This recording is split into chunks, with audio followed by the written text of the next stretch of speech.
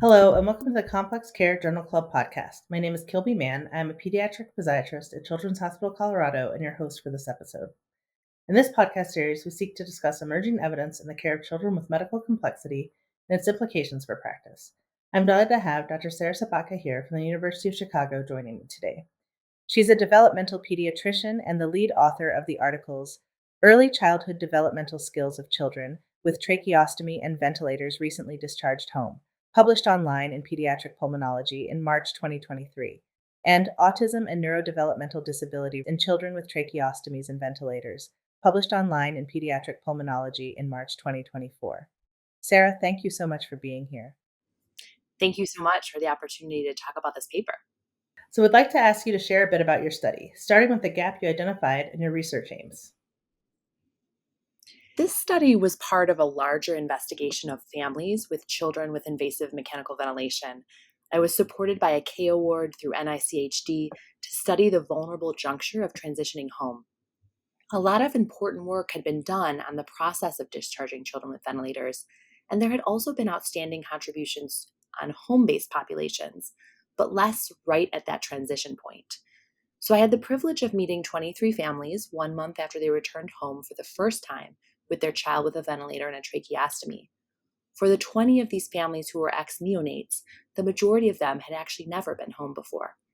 In a prior paper I published, I looked at the developmental outcomes from this first visit 1 month after going home. I had planned to visit everyone 6 months later, but I'll share that I was intrigued by the stories and developmental profiles, and I knew I wouldn't get the whole story at 6 months. So I decided to extend my home visiting to 1 year after initial discharge. This paper looks at sequential developmental testing over a year. Together with Dr. Michael Msall, a prematurity outcomes expert and one of the senior authors on my paper, we reviewed the profiles and made determinations about their likely diagnoses. All of these children were ex-neonates, the majority premature, but not all. I was surprised by the profiles I saw in the process of testing and getting to know these children. So often I had heard families and providers talking about the promise of home life and the child's potential for catch-up development. Yet that is not the pattern I observed. Further, prior publications on related populations, children with extreme prematurity, have shown that 1 in 4 children have intellectual disability and 7% have autism. However, I found far greater rates. Using what we considered to be conservative criteria, we found that 2 in 3 children had severe neurodevelopmental disability profiles, either emerging intellectual disability defined as a developmental quotient less than 70, or signs and symptoms consistent with an autism spectrum disorder, or both. Now, I don't mean to sound pessimistic, because really I am far from that. As a disability expert and advocate, I see with my own eyes the power of child resiliency, therapies, parent-child attachment-based learning, and the return to health having impacts on a child's ability to learn. Really, the distinction is learning from rate of learning. Children will learn and flourish in a home environment, yet rarely have the capacity to outpace the learning of their same age peers such that they catch up. I thought that was a really interesting point you made, that rate of learning and that expectation of catch up. That had me thinking a little bit about how we counsel families as they're leaving home the first time, which maybe we can dive into a little bit more. But first, can you tell us a little bit more about the methods you chose? This study was a mixed method study, meaning I used both qualitative and quantitative sources of information. Ultimately, I ended up in family homes for most of study visits, although during COVID, we also did study visits over Zoom. I had study visits 1 month after they came home from the hospital and 6 months and 1 year from that initial visit. One of the things you alluded to earlier on was just the much higher percentage of kids in your study with developing ID or autism spectrum disorder. Can you speak a little bit more towards that? I think that what this study has highlighted is that children with ventilator dependence are a very high risk cohort within an already high risk cohort, which is mostly premature children. And so my guess is that others in the field would be surprised by these high rates.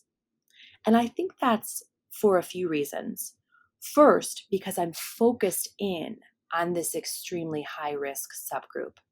Second, because I followed them for longer periods of time. And it is difficult following a neonatal cohort for long periods of time with thorough testing. The other piece is that autism and intellectual disability are very difficult to untangle. And so part of the reason I grouped these diagnoses in this analysis is because ultimately we're trying to understand what the risk is for severe neurodevelopmental disability. And so even in a child who I perhaps was uncertain about a diagnosis with autism, if they had a low IQ, they went into that category. And similarly, there might be a child who has borderline or low average IQ at the time of testing, but have enough signs and symptoms to be consistent with a diagnosis of autism. That would also fit into a severe neurodevelopmental disability category. I think that's really interesting and something that maybe all of us, when we think about the impact of this work on our clinical practice, to be thinking about that more in mind, both intellectual disability and autism spectrum disorder, and making the right referrals or doing the right testing during our visits and when we see them to make sure they're getting those right resources. What opportunities did you identify while developing and conducting your study? I admit to the listening audience of this great podcast that actually my K award was intended to be focused on readmissions. But what I learned from understanding care coordinator, family, and nurse perspectives was that readmission was rarely a preventable outcome, other than fixing health systems issues. So I followed that path instead, and a lot of the work I've done since has focused on home health nursing. And the same is true with this fascinating topic of disability profiles. I found interesting disability patterns, and they have really influenced my next projects. Stay tuned. Nice. And what were some of the challenges while you're developing and conducting your study? We already said COVID, which of course was probably a mid change in your methods and what you were doing. But any other challenges? One of the fascinating things I learned from this home based study was that even though these families were enormously busy and there were demands on their time for the care of their children that really are difficult to even wrap your head around, for the most part, they welcomed us into their home to do assessments and interviews and really understand their story many times over the course of a year.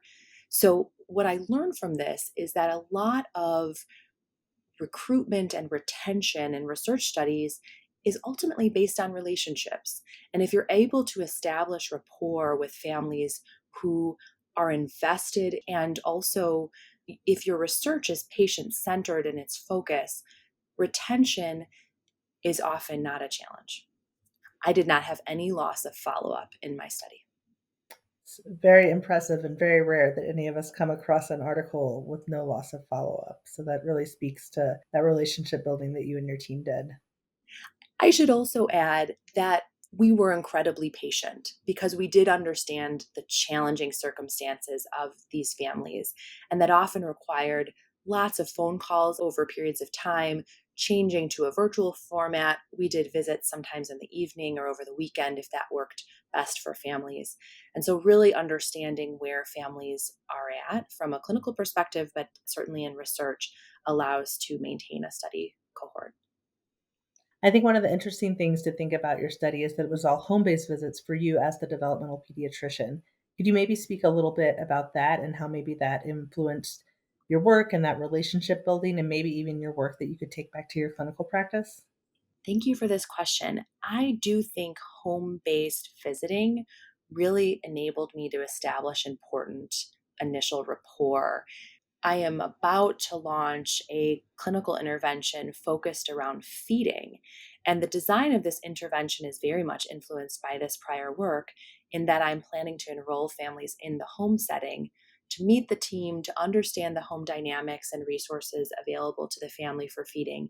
And then we'll transition to a virtual format, which is a little more practical in order to reach more families. I'm hoping that this hybrid model of home visiting with then virtual therapies will be a successful one for this hard to reach population. That sounds so great. It seems like just a lot of skills you bring now from having to do this research in the pandemic of actual in person visits, virtual visits, That sounds like it's going to serve you really well in the future. I hope so. And I also think that with this population, they are very tethered because of the medical technology. And so coming into a clinical setting is a challenge. And to as great degree as possible that we're able to meet families where they are, whether that's in their family home or through a virtual format, is probably going to be most effective because families will be able to participate. We talked a little about the testing results of your study, what you found, but I think some of the qualitative work was also very interesting. Anything you'd want to highlight from that part of the work? Thank you for the question. Most relevant to this paper, I will say that families had a lot of insight into the abilities of their children. They also highlighted major deficits in the habilitative resources they were able to access for their children. Oftentimes, families were very thirsty for developmental resources and therapies in the home, and they often were not receiving full cadres of habilitative therapies. I thought that was interesting, that divide they spoke to between what was in the hospital is the shining bright spot of the hospital maybe was the therapist and all the therapy services they were getting, and then how hard that was to develop at home. But they got the bonus of being out of their crib in these different surfaces and having more opportunity for growth and development. So it was just very interesting to see that difference between how they viewed therapies in the hospital versus therapies at home. And Kilby, one of the interesting things that I've learned, in part because I've had the opportunity to interview experts, including therapists, but also in conversations with families, is that a lot of times we understand there to be deficits in, for example, early intervention resources, and we think that that's the main source of the problem. In part, it is, but also patients who have ventilators are very intimidating to community based providers. And so, what I suspect is very often the case is that even if in a region there exists therapists to service young children, they may pass on a case with a medically complicated child. And so I think this really requires that we think creatively of how to provide habilitative services for this niche population. It may be that we need to support community based therapists in order to have the confidence to treat these patients in their home setting, or it may be that unique tertiary care based programs need to be developed in order to provide the right therapies for these children. That's great insight into what next steps might be or what implications there are for clinical practice. Are there other implications for clinical practice you identified in this study? For those of us who intersect with children with medical complexity, and particularly children with ventilators, we ought to think on how we counsel families about their future outcomes. Do we discuss disability fully and at the right time for families to hear the guidance? I am currently analyzing interviews I conducted with expert providers and families about these conversations because I suspect there are some actionable improvements in the anticipatory guidance we provide for families. I think that's a great point. I think the other clinical implication that we talked about is how we set up expectations for families when we place that early intervention referral or when we order home health services or when we refer you to outpatient therapies. What is really the timeline of those things? I know that as a pediatric rehabilitation medicine physician, I have a little more insight into how long it might take you to get into the outpatient practices associated with my hospital, but I really can't speak to the early intervention of the home health. And so I think that's really important as we talk about that discharge and transition piece of we don't know when, and setting up parents for success to do their own exercises and things with their kids when they get home. Are there any other things that you specifically recommend for members of the interprofessional team for children with medical complexity based on your findings? So I think to understand that children with IMV are vulnerable, and although we think most about their medical vulnerability throughout the time that they're dependent on a ventilator, there likely are shared risk factors between lung health with neurodevelopmental outcomes, as well as the required long hospitalization. Although these children are at high risk for neurodevelopmental disability, parents and therapists and communities can optimize each child's trajectory, but we all need to work to support that. What this work might be highlighting is that children with ventilators are a high-risk group deserving of their own attention for neurodevelopmental follow-up. When I think about populations like children with congenital heart disease, there are robust programs, protocols intended to follow and support their neurodevelopment over time because we know that children with congenital heart disease have long-term neurodevelopmental outcomes. This population should be thought of similarly, and in fact, may have some unique developmental profiles, specifically of the trach and the ventilator. And so we have a long way to go to develop those programs, but I think we've demonstrated the need. What are the messages for patients and families from your study? What I have learned from many conversations with families over time is that they often understand their child's neurodevelopmental disability and really are open to frank conversations about disability. There is a question about optimal timing, but families are very interested in developmental outcomes and they're wanting to best position their child with the supports needed to have the best outcome possible. What do you think are important next steps from your work? There's really so much work to do. Most directly from this paper, I think we need to understand if this small cohort is really representative of larger populations, so these results need to be replicated. This is actually a huge assignment because most children do not receive accurate neurodevelopmental diagnoses, as anyone who has cared for a 16-year-old with a lingering developmental delay diagnosis already knows. Another next step is improving the accuracy of our predictions in order to prepare families and advocate for services. In my cohort, despite the high rates of emerging intellectual disability and autism, there were many gaps in habilitative services, and not a single child was receiving ABA therapy, which is standard of care for autism. We have a lot of work to do. Do you have any advice or lessons learned to share with other researchers in this field? Great question. I learned so much myself, and this work influenced all that I've done since and what I intend to do in the future. My main advice is do not be afraid to reroute when your findings surprise you. That sounds great, Sarah, and I look forward to your future research related to this population as we continue to learn more. Thank you. I look forward to sharing it. Thank you so much for your time, Sarah, and thank you to you and your team for advancing the field of complex care. Thanks for listening to the Complex Care Journal Club podcast. We aim to highlight research that has the potential to be practice-changing, that values patient-family engagement, is relevant across disciplines and diagnoses, and uses high-quality or novel research methods. We invite you to join the conversation by suggesting an article that you would like to see discussed in this podcast using the form provided on the OPENPediatrics YouTube channel. Thank you for joining us.